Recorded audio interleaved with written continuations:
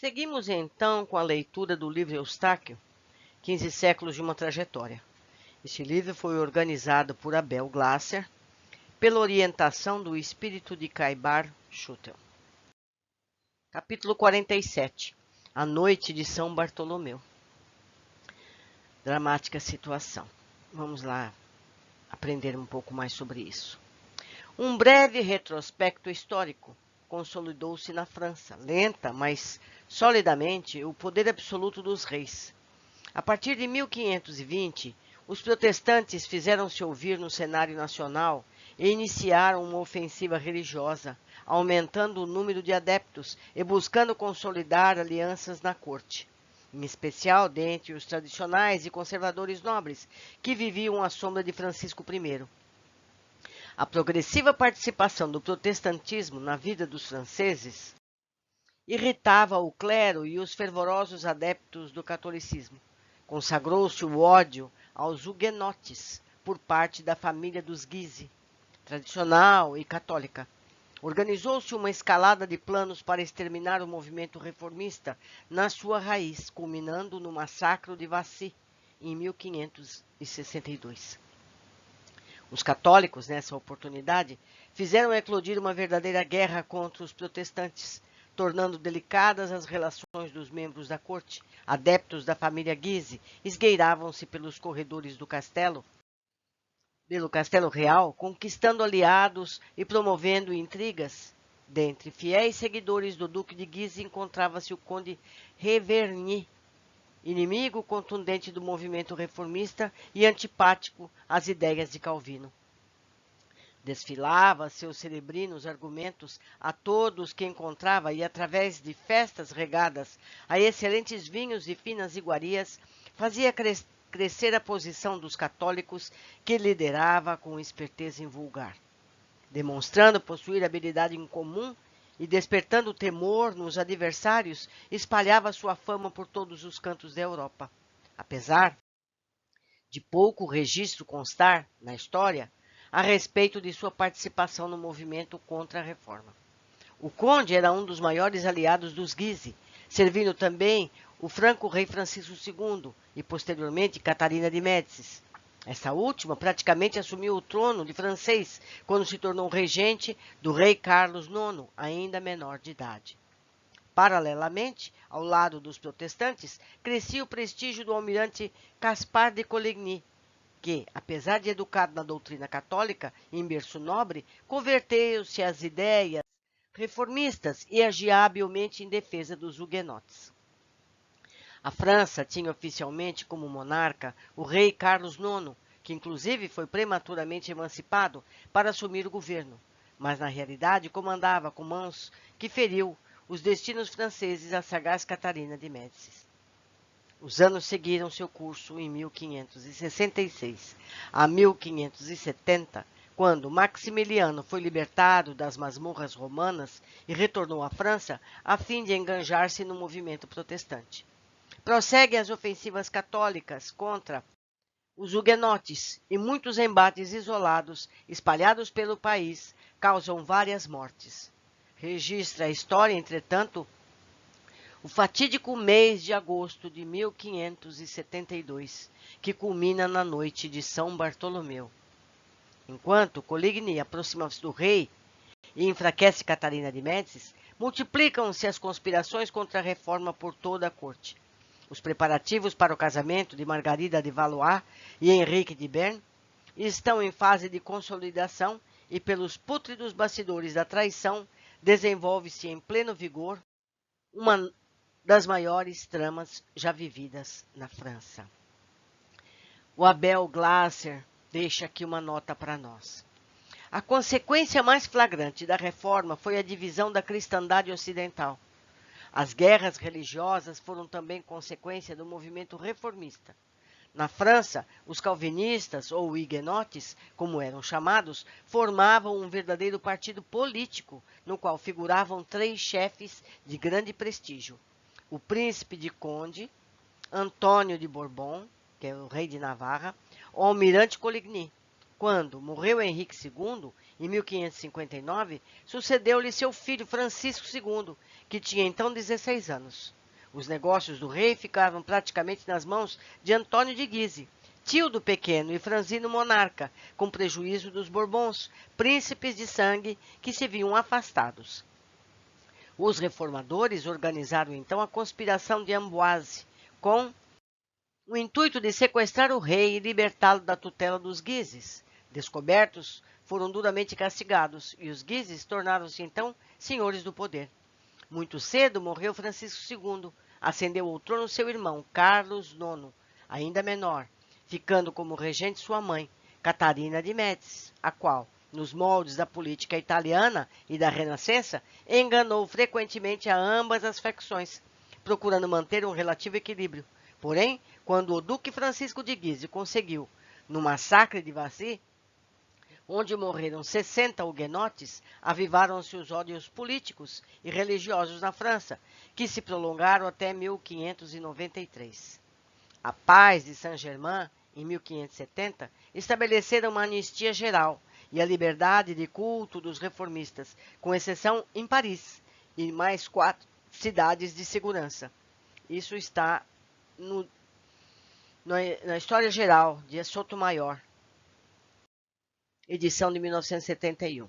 Bom, continuando. A rainha-mãe, Catarina de Médici, ciumenta da ascendência do almirante Coligny sobre seu filho, Carlos IX, e além disso, opondo-se ao projeto, apoiado pelo almirante, que declarar guerra ao rei da Espanha. Filipe II conseguiu converter o filho, ou melhor, conseguiu convencer o filho da existência de uma trama dos dirigentes huguenotes, que permaneceram em Paris após o casamento de Margarida de Valois, irmã do rei, com Henrique de Navarra. Isso foi em 18 de agosto. Atemorizado, Carlos IX conseguiu, no massacre dos reformadores, o morticínio começou na madrugada de 24 de agosto, com o repique dos sinos de Saint-Germain-de-l'Échoir. Desculpe a pronúncia. Os principais dirigentes protestantes, entre os quais Coligny, foram mortos, bem como mais de 3.000 outros reformadores. Meu Deus do céu, numa noite só. 3.000 mortos. Somente Henrique de Navarra e o príncipe e o conde conseguiram escapar da morte por rápida abjuração. O massacre prosseguiu nas províncias dos dias seguintes. Meu Deus, que terrível. E a gente percebe, vocês me permitem um comentário, que o motivo é mais político que religioso. Isso é muito triste. Até parece que Jesus, o nosso mestre, concordaria com uma coisa dessas. Não é? Vamos continuar. Os Guise, a essa altura ligados a Catarina de Médici, organizam um massacre em grandes proporções contra seus inimigos protestantes. O conde Revergui aumenta suas articulações nos corredores palacianos e participa de inúmeras reuniões com a nobreza católica. O clero, ligado ao Vaticano, finge não saber dos acontecimentos, embora a realidade indique o contrário. Até mesmo o cardeal Umbaldo, juntamente com dezenas de bispos romanos, chega a Paris a pretexto de participar do casamento que iria unir protestantes e católicos. Na data marcada para o matrimônio, entidades do plano espiritual inferior aproximam-se de Paris aos milhares, tais como exércitos do mal, visando participar da chacina que está sendo articulada no Palácio Real. Razuki, antigo aliado de Eustáquio, lidera uma das frentes de apoio aos planos diabolicamente deve ser traçados por Catarina de Médici e pela família dos Guise. No plano material, contra os interesses de Maximiliano e seu grupo calvinista, age aberta e vigorosamente o cardeal Ubaldo, também eterno rival de Eustáquio, desde a assembleia ocorrida nas profundezas do umbral, quando houve um rompimento irreparável das hordas inferiores. O capitão Tergot, provisoriamente aprisionado nesse corpo de prelado romano, está em franca atividade. De outro lado, Gedeão, ainda fiel a Eustáquio, no plano espiritual, comanda um grupo de apoio a seu líder, resignando-se com suas mudanças de comportamento e de religião, propondo-se acompanhá-lo em qualquer circunstância e diante de qualquer decisão.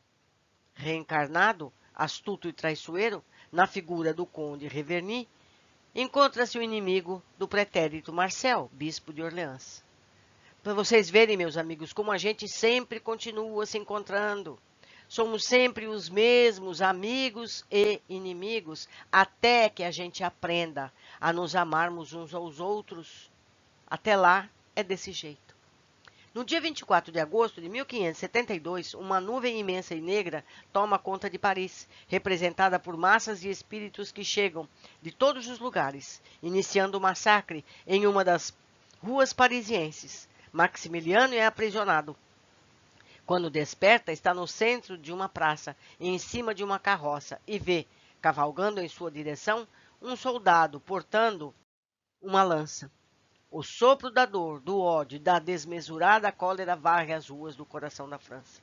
Ardem em fogo cruel os templos huguenotes, enviando fumaça negra aos céus, cegando ainda mais o parco iluminar das estrelas. Gritos explodem por todos os cantos, unindo-se de pronto aos urros emanados também no plano invisível. Inimigos do passado regozijam-se em suas vinganças. Ocorrem inúmeros reencontros abruptos entre recém-desencarnados e espíritos inferiores que os aguardam, causando um tremor magnético indescritível que abala ainda mais a precária estrutura emocional dos parisienses.